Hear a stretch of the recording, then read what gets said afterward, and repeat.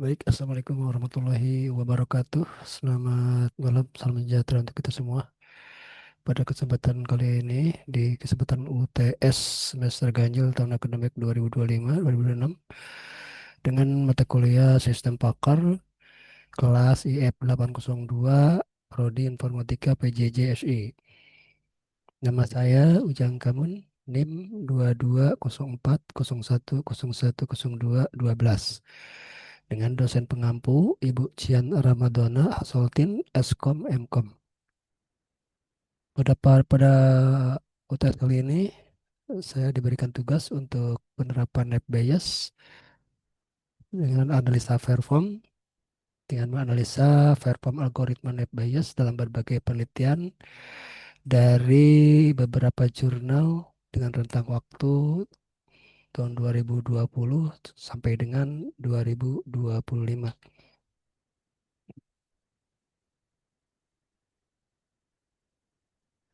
Adapun yang ditemukan dari beberapa jurnal tersebut, inilah daftar paper penerapan NetBS rentan waktu 2020-2025, dan kebetulan saya menemukan dari 2022 sampai 2025 ini. Yang pertama, saya kupas terkait dengan kepuasan pasien, yaitu ya, dan ditulis pada tahun 2003, di mana akan mengukur tingkat kepuasan pasien menggunakan Night Bayes Classifier. Yang kedua, paper dengan judul penyakit ginjal kronik, penelitian tentang penyakit ginjal kronik tahun 2024, tentang klasifikasi penyakit ginjal kronik dengan Night Bayes dan Nearest Neighbor. Yang ketiga yaitu tentang kanker payudara tahun 2025, klasifikasi kanker payudara menggunakan net bias dan random forest.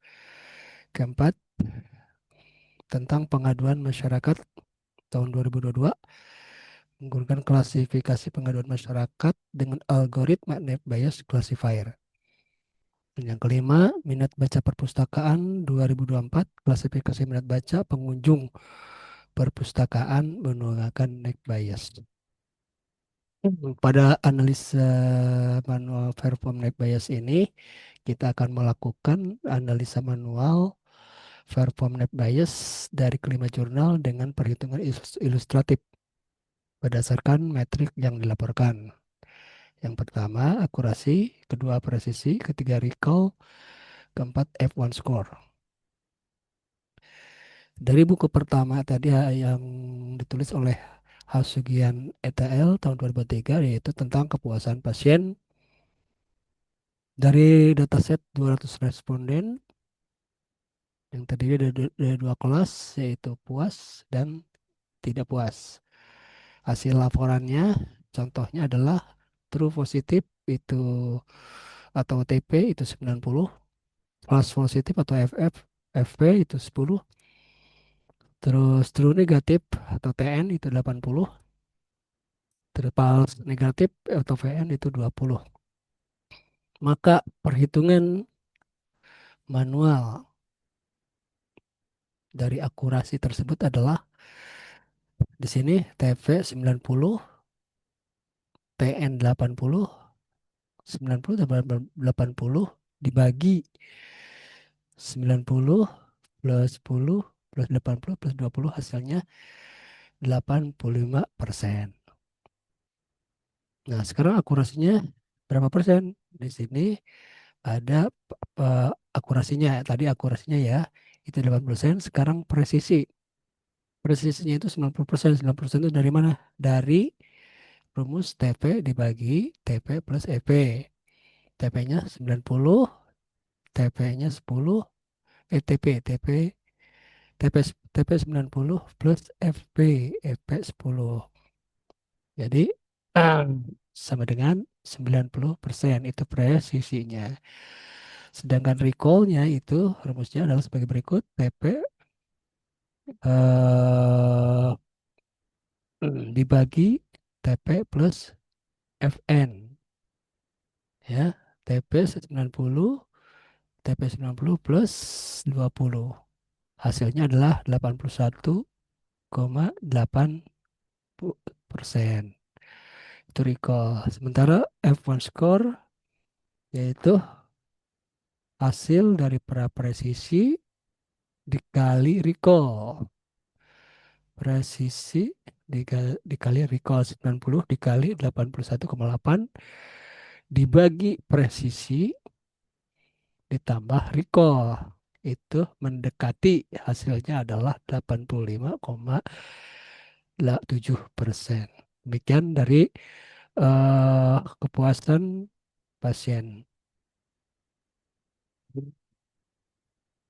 Sementara dari Wulandari, yang ditulis buku yang ditulis oleh Wulandari, yaitu mengamati tentang penyakit ginjal kronik. Datasetnya ini banyak 300 pasien dengan dua kelas, yaitu sakit dan sehat.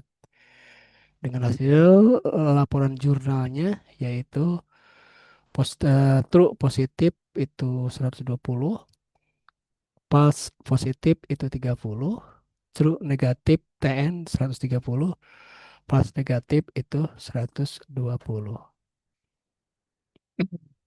Dan hitungan manualnya adalah sebagai berikut.